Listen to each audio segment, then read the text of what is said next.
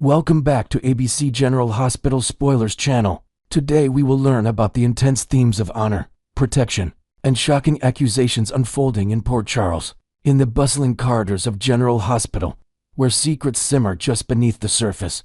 A web of personal dilemmas and high-stakes decisions is tightening around our favorite characters. Picture this: Lulu Spencer, ever the protective mother and resilient survivor, finds herself staring incredulously at Carly Spencer, her expression a mix of disbelief and frustration. "Are you suggesting I allow this to happen?" Lulu demands, her voice laced with the kind of raw emotion that only a parent facing an impossible choice can muster. It's clear that Carly has been roped into a delicate mission, possibly at the behest of her enigmatic boyfriend, Jack Brennan. You see, Jack, with his shadowy background in espionage, typically keeps his professional life sealed off from his romantic entanglements. But desperate times call for unconventional measures. Valentine Casadini, that charismatic yet dangerously unpredictable figure, holds crucial information that could unravel a larger mystery. Carly, drawing on her own experiences as a fierce guardian, argues that Valentine would never endanger his daughter Charlotte. Yet, to extract what he knows, Lulu must agree to a supervised visit with Charlotte in tow. It's a risky gambit. Jack might be using Carly as a subtle intermediary to sway Lulu, blending personal loyalties with covert agendas. As viewers, we can't help but wonder if this ploy will backfire, exposing fractures in relationships that have already endured so much turmoil. Adding layers to this intrigue, imagine the ethical tightrope Lulu walks. Her past traumas with Valentine, from custody battles to emotional betrayals, make this suggestion feel like a betrayal in itself. Perhaps Carly's persuasion stems from her own history of making tough calls for the greater good. But will Lulu see it that way? Or will it drive a wedge between these two strong-willed women, shifting our focus to the hospital's administrative heart, where professional boundaries blur into forbidden territory? Isaiah Gannon stands in Portia Robinson's office, his demeanor a blend of respect and quiet resolve. He assures her that he'll honor her decision to keep their clandestine affair under wraps. A pact sealed in whispers amid the sterile glow of medical charts and flickering computer screens. Portia, as co-chief of staff, embodies authority and poise. But this liaison with her surgeon subordinate paints a precarious picture. It's not just about optics sleeping with the boss while still entangled in a crumbling marriage. To Curtis Ashford could shatter careers built on years of dedication. Portia's divorce proceedings loom like a distant storm cloud, realistically stretching out for at least a year under standard legal timelines, forcing them to navigate this hidden romance with utmost caution. Isaiah, with his sharp surgical skills and compassionate bedside manner, risks everything. A scandal could strip him of his license, turning his promising future into ruins. Inventing a touch of backstory here, perhaps their connection sparked during a late-night emergency procedure, where shared adrenaline and mutual admiration ignited something deeper. Now, as they agree to secrecy, the weight of potential exposure hangs heavy. Rumors could spread like wildfire through the hospital grapevine, affecting not just their jobs but the trust of colleagues and patients alike. Curtis, still reeling from their breakup, might uncover clues that escalate the drama, turning personal heartache into public spectacle. This subplot adds a delicious layer of tension, reminding us how Port Charles thrives on the intersection of love, power, and professional peril. To expand on their dynamic, envision Portia grappling with guilt over betraying her vows, while Isaiah offers unwavering support, perhaps drawing from his own past experiences with loss that make him value this connection all the more. Meanwhile, in a twist that amps up the suspense, Kai Taylor steps forward with a vow of protection for Trina Robinson, his words carrying the urgency of someone who's seen danger up close. "I can use something as a way to protect them," he declares, hinting at a clever resource or strategy to shield them from impending threats. Recall that Kai and Trina were concealed in Drew Kane's bedroom during the chaotic moment of his shooting, witnesses to horror without glimpsing the perpetrator. In a frantic bid for self-preservation, Kai seized a nearby baseball bat, leaving it discarded on the floor as they fled. A detail that could implicate them. In the eyes of the law, their actions didn't stop there. They destroyed incriminating evidence by burning Drew's leverage over Portia, an act that screams accessory to attempted murder or tampering. Yet, Drew's refusal to let Detective Dante Falconeri access his safe-citing classified documents buys them time, unless a warrant overrides it.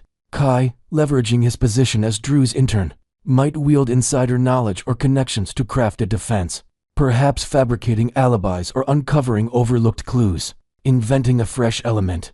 Maybe Kai has access to surveillance footage from a hidden camera in Drew's home, which could exonerate them while pointing fingers elsewhere. Trina, with her artistic spirit and unyielding loyalty to family, faces this ordeal with quiet strength, but the fear of legal repercussions looms large. This protection promise underscores the theme of guardianship in Port Charles, where alliances form in the shadows to combat unseen enemies as they plot their next moves.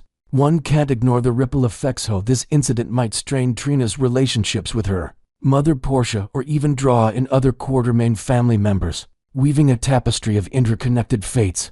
Back at the hospital, where healing and hidden truths collide, Elizabeth Weber engages in a tense conversation with Lucas Jones. Lucas, the skilled doctor who heroically extracted bullets from Drew's wounds, expresses unease about the ongoing police probe into the shooting. Elizabeth, ever the voice of reason with her nursing expertise, confesses that if authorities press her with pointed questions, she'll have no option but to reveal what she knows. Their discussion likely circles round Willow Tate's suspicious absence, that fateful night at Gap and her whereabouts that Nina Reeves attempted to cover with a flimsy alibi, one that Elizabeth knows rings false. Willow's walk in the rain excuse raises eyebrows, especially given the timing aligning perfectly with the attack. Elizabeth's quiet assistance to Willow adds moral complexity. She's torn between friendship and professional integrity. To delve deeper with invented details, perhaps Lucas harbors his own suspicions, stemming from overheard whispers in the OR, or subtle inconsistencies in Willow's behavior post-incident. This exchange highlights the ethical dilemmas medical professionals face when personal ties intersect with criminal investigations, potentially forcing Elizabeth to choose sides in a way that could alter alliances forever. As the conversation unfolds, it mirrors broader themes of trust and transparency in Port Charles, where even acts of kindness can become entangled in webs of deception. Speaking of Willow, her hospital presence draws the attention of Detective Harrison Chase, whose inquiries blur the lines between official duty and personal curiosity, approaching her not strictly as a cop but perhaps as a concerned ex. Chase probes whether she still intends to reunite with Drew. His questions carry a whiff of nostalgia, given their shared history as former spouses. Yet as an investigator on the case, he must maintain impartiality. Is this a subtle tactic to glean case-related intel by exploiting their past connection, or genuine worry for Willow's well-being? Willow, navigating her own emotional turbulence amid marital strains with Michael Corinthos, finds herself in a vulnerable spot. Expanding creatively, imagine Chase's persistence stems from lingering feelings, complicated by his current role. Perhaps he's noticed anomalies in Willow's timeline that don't add up, fueling both professional suspicion and personal protectiveness. This interaction adds a romantic undercurrent to the thriller elements, questioning how far old flames can influence present dangers. Finally, in Drew Kane's hospital room, where recovery meets revelation, accusations fly like daggers. Drew, shot in the back without seeing his assailant, harbors deep suspicions and isn't shy about voicing them. He initially pointed fingers at Michael Corinthos, even confiding in Curtis during a visit, but now a new clarity dawns.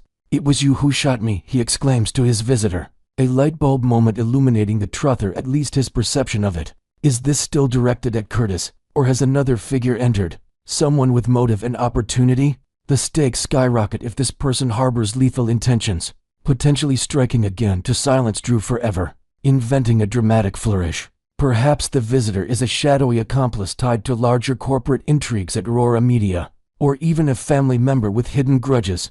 Drew's epiphany could stem from piecing together fragmented memories, a scent, a sound, or a fleeting shadow that reshapes the entire investigation. Next, we will learn about the explosive drama that rocked the Five Poppies Resort, and the ripple effects now heading straight for Port Charles.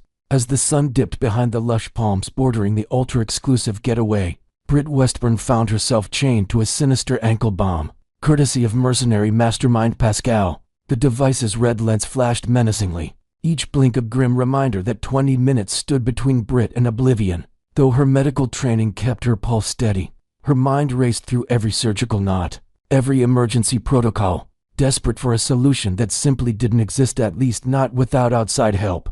Behind the glamour of the Five Poppies marble terraces and infinity pools, Britt's private nightmare played out in a dimly lit maintenance corridor that smelled of chlorine and fear. Elsewhere in the resort, Jason Morgan was busy extracting rookie operative Jocelyn Jacks and intel broker Vaughn Garrett from a guarded conference suite.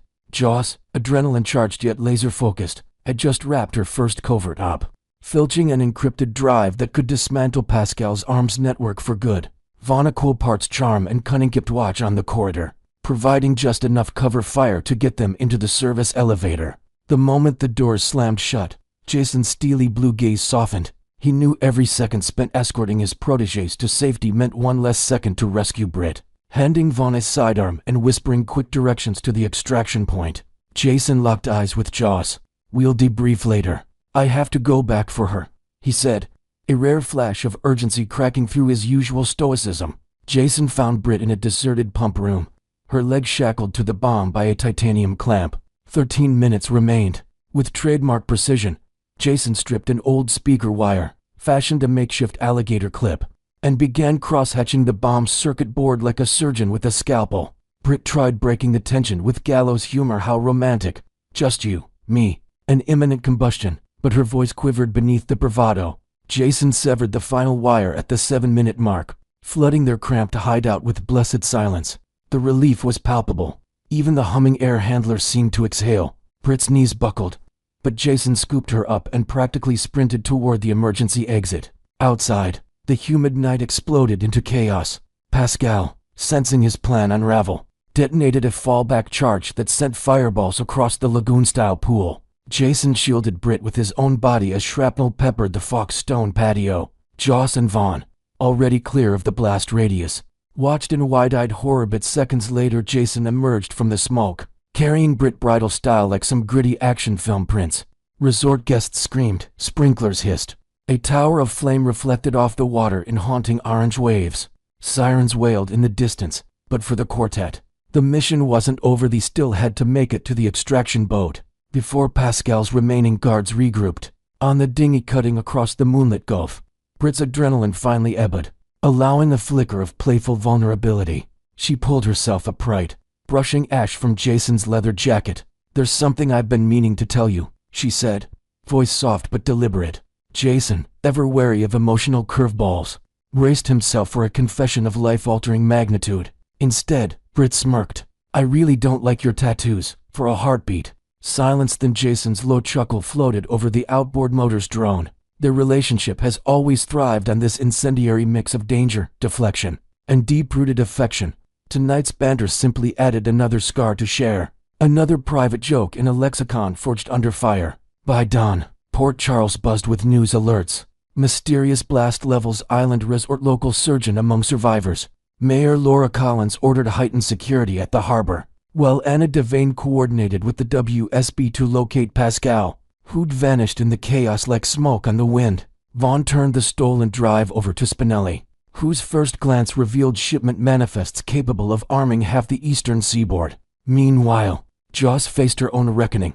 Success tasted bittersweet when you'd stared mortality in the face. Back at the Corinthos compound, Carly wrapped her daughter in an embrace that felt both maternal and fierce. Joss might be an adult now, but a mother's fear never truly fades. Inside General Hospital, Britt underwent a full trauma panel ordered by a fretful doctor, Terry Randolph, though Britt rolled her eyes at every blood draw. In a quieter corner, Willow Tate slipped into an empty break room, dialing Harrison Chase for the second time in 24 hours. The ongoing investigation into Drew Kane's disappearance and, now this resort explosion had tangled Drew, Michael, and Willow in a web of suspicion. Chase arrived minutes later, tie askew from a double shift, offering Willow a sense of calm she struggled to find elsewhere. She confided that Michael's obsession with tracking Drew's captors left little room for her own spiraling anxiety. Chase listened, equal parts detective and confidant, silently weighing whether emotional comfort might compromise professional objectivity. Down the corridor, Jason hovered at Britt's bedside, arms crossed like an impassable gate. Epiphany Johnson attempted to shoo him out for visiting our violations. He refused, his loyalty immovable. Britt teased him about writing a "No Caveman Allowed" sign, but gratitude shimmered beneath her sarcasm. In a surprising twist, Jason produced a small velvet pouch, shrapnel fragments he'd pocketed from the pool deck. "Proof you still owe me dinner," he joked, eyes softening. Britt grinned, suddenly imagining candlelight rather than hospital fluorescence.